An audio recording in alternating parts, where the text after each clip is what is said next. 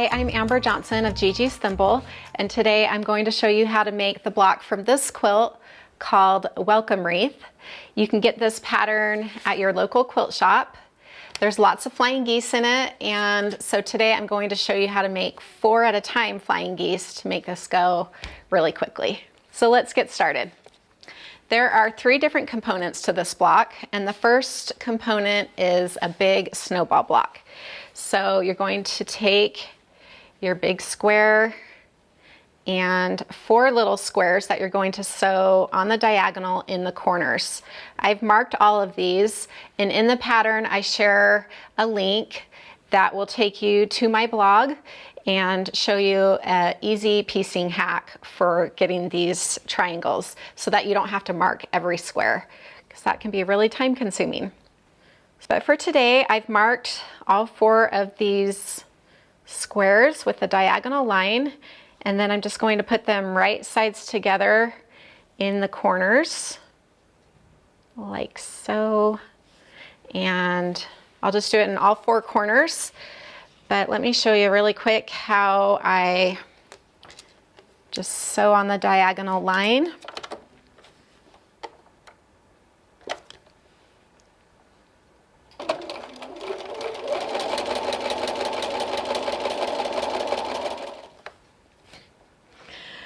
Okay, I've sewn on the squares to all 4 corners.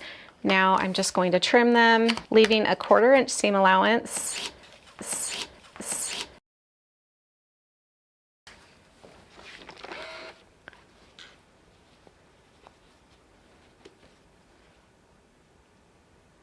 Press all of the seam allowances open.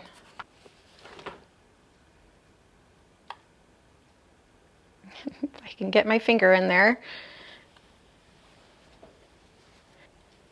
And then we are finished with our snowball unit, so we can set that aside.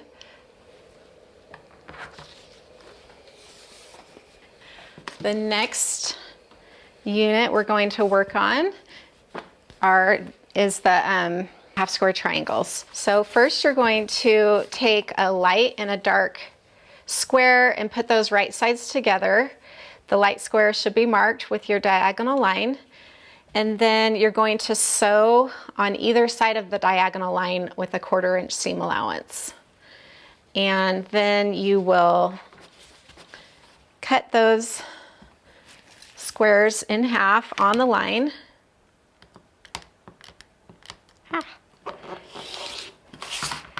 And that will give you 2 half square triangles. You'll press the seam allowance towards the dark triangle, and then we're going to square those up to the size that it states in the pattern, and you need 4 of those for each block. So after you get those made, then we're going to make the flying geese units, and we'll do those with a 4 at a time method. You're going to need a larger bright colored square and 4 smaller light colored squares. And on the light colored squares on the wrong side, you need to draw a diagonal line from corner to corner, and then you can draw some stitching lines on either side of that if you want, or you can just eyeball it. But you're going to place those squares right sides together on top of your bigger square, and they are going to overlap a little bit in the middle, like that. I'm gonna put this under my presser foot and sew on either side of the drawn line on top of those stitching lines.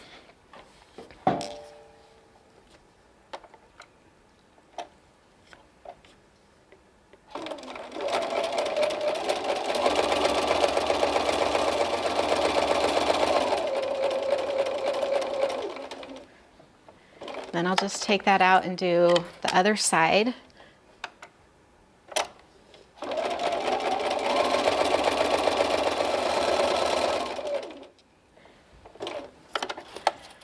And now I'm going to cut these squares in half on the diagonal on that drawn line I made in the center. and it's going to give you these two funky units. And I'm going to press these squares open with the seam allowance going towards the bright square.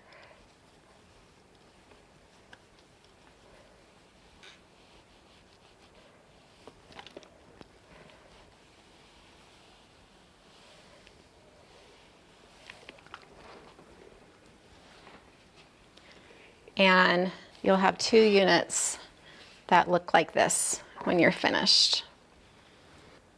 Then you're going to take one more of your light squares and put it on top of one of those units, right sides together, like this.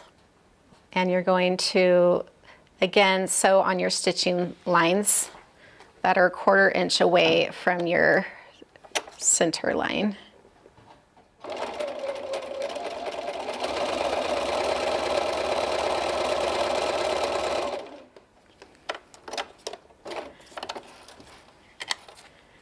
And we'll go down the other side.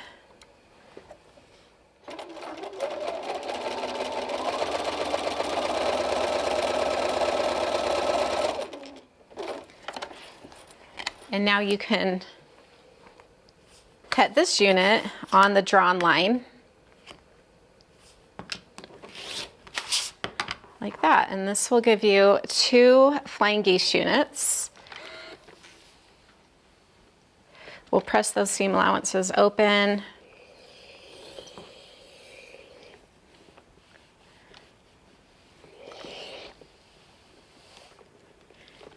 And now we need to trim these Flying Gase units. And we need a rectangular ruler for that. And I don't know about you, but I don't have a rectangular ruler. So let me show you a little trick that I do for that. I'm going to take just some standard washi tape and place it on my square ruler just outside the dimensions that I need for my Flying Gase. So I'm just going to put it right on the lines that I need my unfinished Flying Gase unit trimmed to.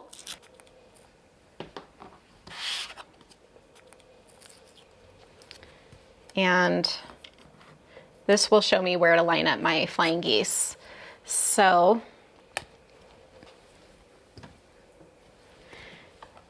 I'm going to line up the bottom corners with the bottom corners of my washi tape.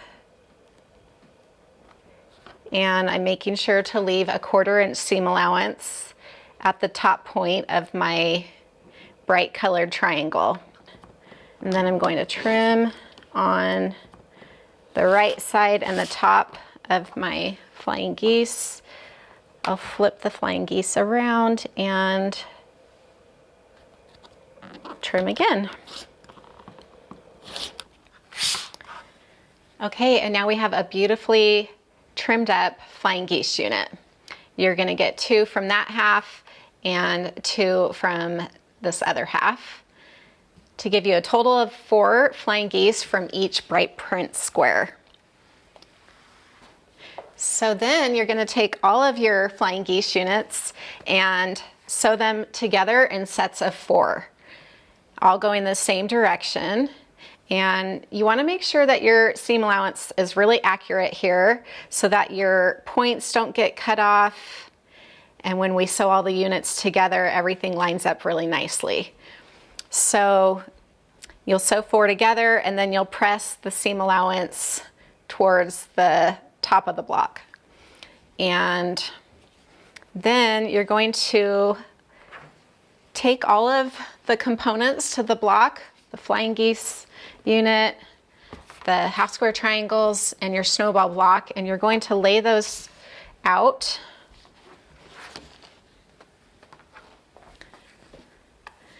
You want your Flying Gase units going counterclockwise around the snowball unit.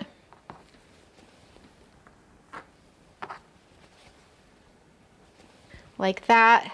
And then you want the half square triangles in the corners with the light triangle on the inside, like that. Then you're going to sew these units together in rows. I've got those already prepared for you.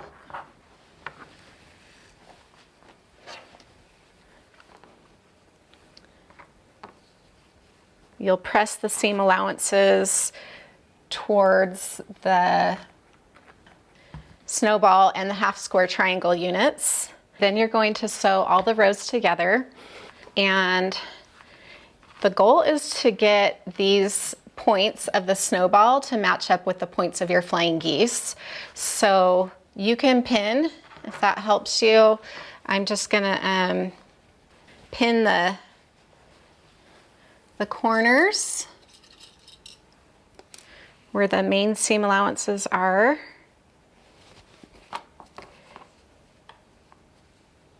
Just make those opposing seams nest together.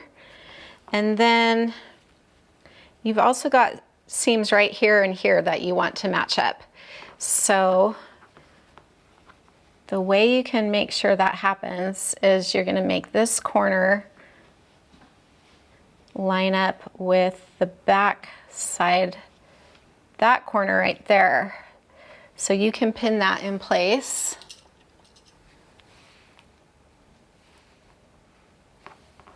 And you'll do it on this other corner.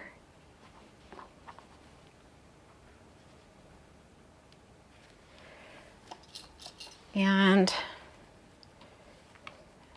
then you can just sew along those edges with a 1/4 inch seam allowance.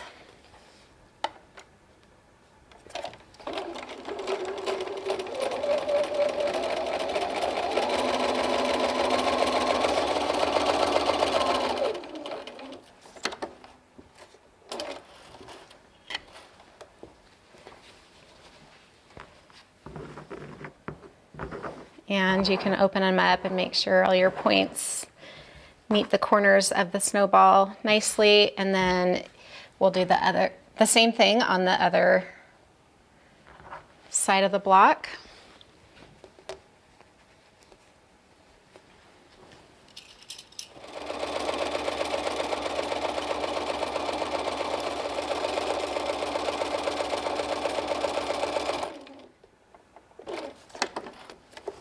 Okay, then we're going to take it over to our pressing mat, and we're going to press the seam allowances in towards the center of the block.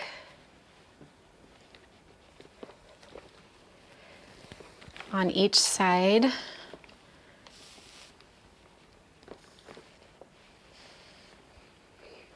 Being careful to keep all of those seams going in the right direction. I'll give it one last press from the front side.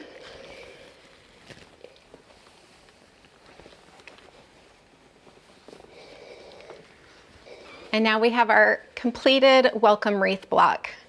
I hope you enjoyed making that with me today. If you want more information about me, you can go to gigisthimble.com, or I'm on Instagram at gigi's_thimble.